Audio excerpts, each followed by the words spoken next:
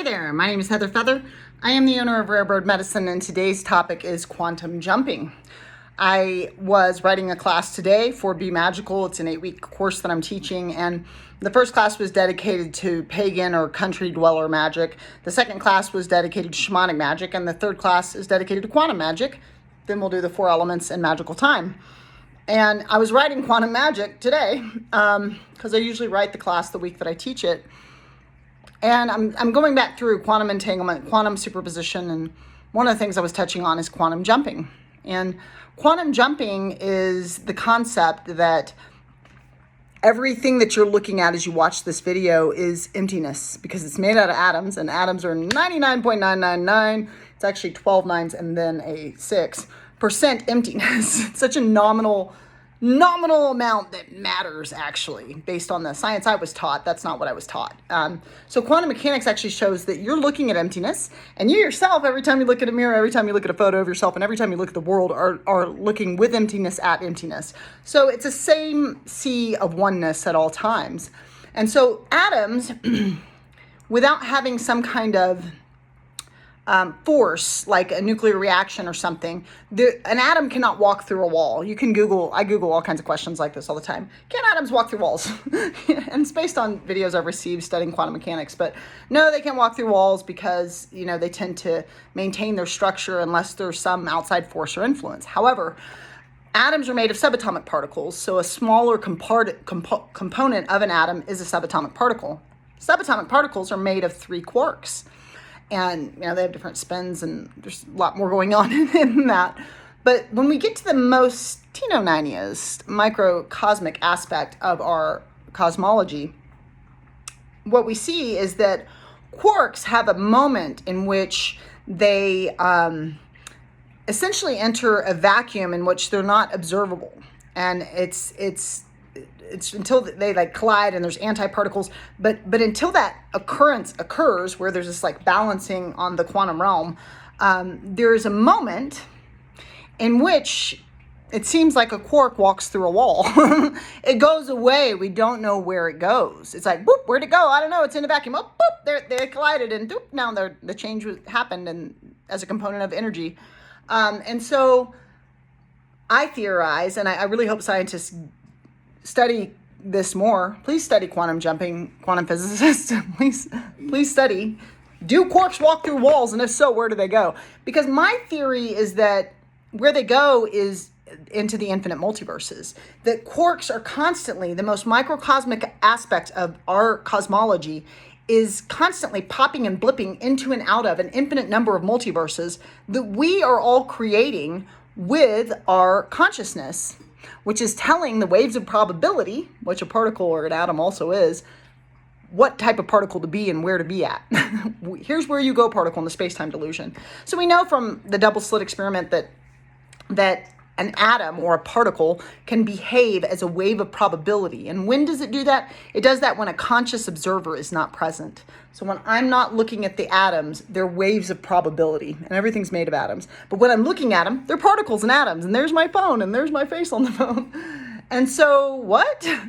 Niels Bohr, the forefather of quantum mechanics, said that if quantum mechanics doesn't baffle you, you have not understood it.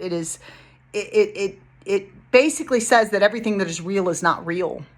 And yeah, because it's made of emptiness. If we're made of emptiness, are we here, my dear? If it's not actually matter, but it's emptiness, do we matter? Is it a dream? What is reality? You know what I mean? Science is theory as well as religion and spirituality. So let's calm down on facts and truth, because it's all theoretical. It's just some theories tend to be consistently showing up to have the same results. I really want to know, so if there are any quantum physicists that just happen to watch this when I hashtag quantum mechanics, I'm interested, because one of the things I was looking at with the theory of relativity that Einstein came up with, which is based in light, and light being the fastest speed that we can receive in all of the cosmology, is light in a vacuum. That's as fast, the fastest speed available. And there was this quality called quantum entanglement, where they started to have this concept of that if 2 particles or atoms touch, You could take this atom, leave it on Earth, and send the other one to Mars, and they would still have knowledge of each other. And that's what Einstein called spooky action at a distance, because Einstein was like, no, you can't. There has to be a locality. There has to be an influence of environs, basically. That particle, it's the environment that's influencing the particle. You can't just send it anywhere just because they were connected. They don't remain connected. Because in order for that to be true, that would mean that there's something in the cosmos that travels faster than the speed of light. It travels so fast because there's essentially what I would call a telepathic link between those atoms, because once they've connected, they hold consciousness and they maintain consciousness irrespective of the distance placed between them from then on. And we can see that through the spins within the quark in the T-90 realm. And so it's interesting because if you Google, is there anything faster than the speed of light? It'll go, no, the fastest thing is the speed of light in a vacuum. And you go, okay, Google, but wait a minute. When we proved quantum entanglement, which actually was threatening to Einstein's theory of relativity, which is probably why he didn't like it and called it spooky action at distance, I'd assume. I love it. What a brilliant mind he had. I love it. He's like, wait a minute, this is messing up my math. But we've proven quantum entanglement. There was I think John Thomas Bell or something came up with this theorem, I think late 60s, regarding this concept. And then there was a gentleman at Caltech, John, I can't think of his last name, but he actually did an experiment that proved that quantum entanglement is true. This spooky action at a distance is true. And atoms, once they connect, they maintain knowledge of one another. They maintain intelligence. It's one of the things where when people tell me they're atheistic or they say I'm agnostic or I don't care, I don't understand agnostic. I don't understand not care. Like if we have physical, mental, emotional, spiritual bodies and I want to be well and I want to be whole, then I would need to address all four quadrants of being. Sure, I can ignore spiritual and get a 75, and that's a C plus, I guess. I don't know, but why not come into the best alignment I can as a being? And so many people will say there is no God. There is no God, and you can't. I've never met him. Like I've never met God. But have you met oxygen? Have you met the wind? Like there are many things that are unseen. There are many things that the eye does not see. Is it a lady or a vase? Is it a lady or a vase? We can even give ourselves things that cause our eye to trick our own vision. We have stereoscopic vision. There are components of our sight. It's not like we have the most comprehensive sight in the world. And that being said, we already know there are aspects of the color spectrum that we can't see. So what if God is your breath? What if God is the air? What if God is everything that ever is, was, or will be? And all you ever do is look at God. So it's like, I never understood this concept of there can't be a God because, where's the proof? It's like, where's the proof of, like, we eventually were able to understand that this is oxygen. But do you think for the majority of humankind, we understood that there's something here? You know what I mean? We can see that we're breathing, but did we know what that was? So it's weird how much science is devoted to static matter rather than dynamic options. I'm glad we're expanding into it. I'm super glad. I hardcore digress because I'm a science nerd. The point of quantum jumping, and the reason I want to talk about it from a metaphysical perspective, is that with this theory that I hold, that the quarks are popping into and out of the infinite multiverses, it is possible for you to quantum jump into the multiverse you want to be in. So maybe you're in a multiverse right now. I've been in a multiverse for a lot of my life where I wasn't in a relationship. I recently made up with a gentleman I've been dating, and we're working to figure it out, and I'm really enjoying his company, and I'm grateful for it.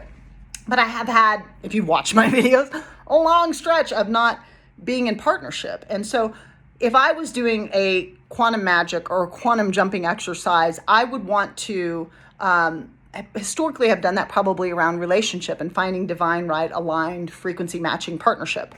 Now that's not really my focus because I have that pleasure in my life. However, like whether it's finances, whether it's job, one of the things Heather Feather's working to shift in her life, and I'll use myself for this example. I'm working to play more than work. I'm working to drop work consciousness. I'm working to drop, I have to work to pay the bills. No, I get to play, and prosperity follows me every day as I play and enjoy my life. And so I'm really working to shift and the framework under which I connect and commune with the concept of prospering and having the resources that I need in this life. And so right now, Heather is not completely aligned with what she's talking to y'all about. So what I would do is you can do an open-eyed meditation always, but you can also close your eyes and take a moment in your temple of light, your sacred temple of love, where the truth resides, where you always hold the key to any lock you might ever see. And you can just take a moment and find your natural breath and visualize this situation or circumstance that you'd like to have be different. So for me, I would picture myself, I work 48 hours a week at a day job doing data entry, and then I teach a class every Thursday night. I write the class every weekend, and I take clients on the weekend. Okay, that's a lot of work. She's a busy lady. And then I would really flush it up, visualize myself working all the jobs, doing all the things. I might smell the smells I would smell at being at a cafe where I write class on the weekends. I might really give it a visceral experience in my mind's eye. And once I have that, I would take all the atoms and particles that comprise the current picture of my life and expand them into a wave of probability, because we know, due to quantum superposition, that atoms or particles behave as waves of probability as well as atoms and particles, which is like telling a physicist that a rock is the ocean as well as a rock. Quantum mechanics is crazy making when you really wrap your mind around it. It's also true. It's also been proven.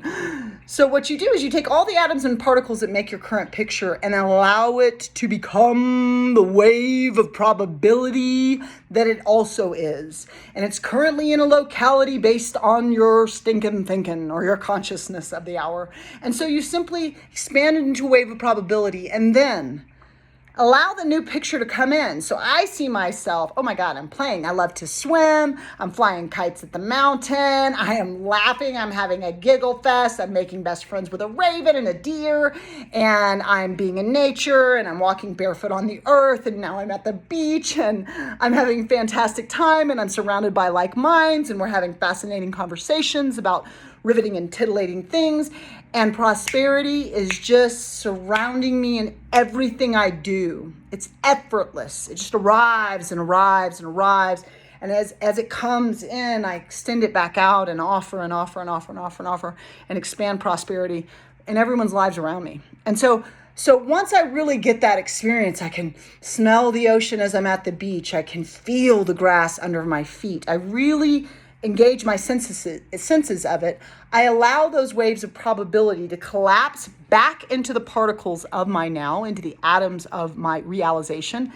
And once I really see that and solidify it, the final step in manifestation is always to let it go. You have to surrender it. You have to let go the visualization. If you keep holding on to, I'm here, but I want to be here. I'm here, but I want to be here. The universe will go, yeah, you're here, but you want to be there. You just can't quite get there because you didn't give the universe opportunity to deliver the howness of what you're asking for, and you didn't trust the universe to bring it to your door. And so once you really get that clear visual image and you collapse it back into the atoms and particles, you can exhale and release the vision and trust. In the same way, if you ordered food to be delivered to your door and you know you ordered it and you know it's on its way, trust in that same way. You have ordered something from the universe and it is coming to be with you. Toot the sweet. It's on its way right now. Yay. Thank you for this nerding hour. I don't know if you love quantum physics as much as I do, but I feel like science made a quantum leap into an arena it deeply needed to be in. And although I can appreciate Newtonian mechanistic physics, the weight of the matter of the concepts of physics seems so antiquated to me as we really step towards quantum probability in the way that we think. And so may you quantum jump to the reality that you truly do choose to live in this life. You can always subscribe to Rare Bird Medicine on YouTube, like and comment there. You can go to rarebirdmedicine.com. I offer a lot of services and I'd love to have the opportunity to meet you and work with you. Blessed be.